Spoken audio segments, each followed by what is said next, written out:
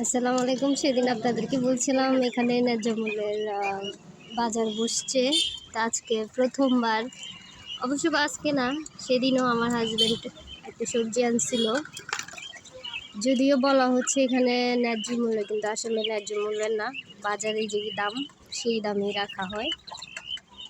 তো আজকে আমি বাসায় হঠাৎ করে পেঁয়াজ শেষ হয়ে গেছে, আমার হাজব্যান্ডও একটু দূরে আছে, তাই বাইরে থেকে আনতে পারলাম না। নয়তো আমরা পাইকারি দোকান থেকেই আনি বেশিরভাগ।